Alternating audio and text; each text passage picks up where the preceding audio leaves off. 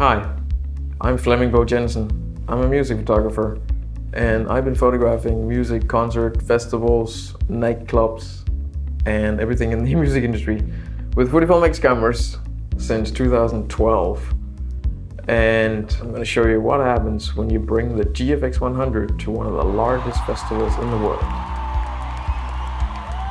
So when you're familiar with X cameras, the menu system and everything on the GFX is incredibly easy. I literally made this image on stage with the band The Minds of 99 10 minutes after picking up the camera from Fujifilm Nordic.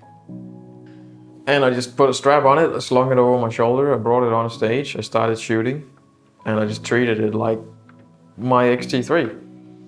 And that's how I wanted to test it. I just wanted to use it and see, can I actually use this as a normal camera. So after this gig with Minds of 99, I brought it to the Roskilde Festival. It's one of the largest in the world, 130,000 people in attendance over 7 days. It's a perfect place to test the GFX100 in all kinds of conditions. And we were treated to all kinds of conditions this year. We had sun, wind, rain, loads of rain. It's a festival, right? It's gotta rain.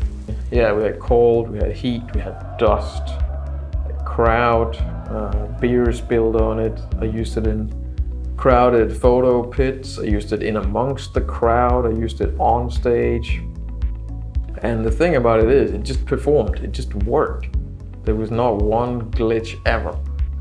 So I chose 3 or 4 concerts at the festival, so I just used the GFX100 exclusively. Now the thing is, the autofocus works. You can stand there in a photo pit and you can autofocus. You can even use continuous focus. It's kind of insane that you're standing there with a medium format camera and I'm just treating it like it's an X-T3. I was really curious about the high ISO performance, and it turned out that it is rather amazing. It is actually better than the X-T3.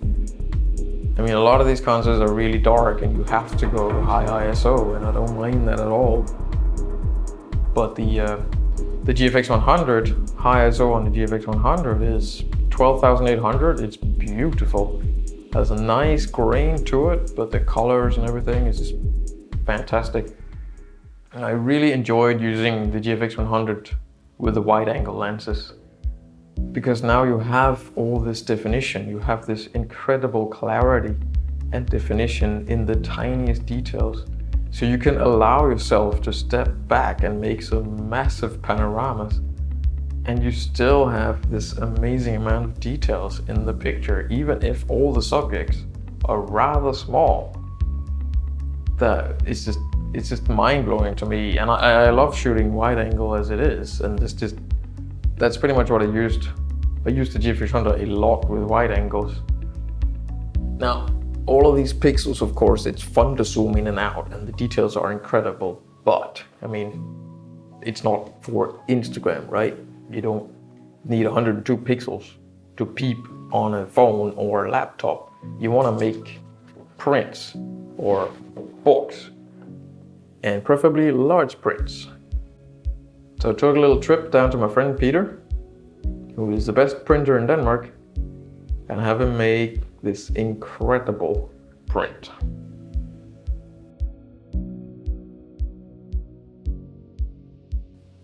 Now this little experiment of bringing the GFX100 to a music festival, I must admit, went a lot easier and a lot better than I thought. It is an incredible, versatile camera, and you can definitely use it at a festival in low light, with stage light, with people moving, with autofocus and everything. It completely works in all these situations. I wouldn't replace my X-T3. That's still my preferred camera. It's obviously still so much faster, and I do love compact cameras. But I mean, looking at those wide angle shots, I'm kind of thinking I wouldn't mind some kind of GFX hanging on, a shoulder or in my bag as a supplementary camera on these festivals, because you can just make things, make panoramas, make images that is just, nothing else can make.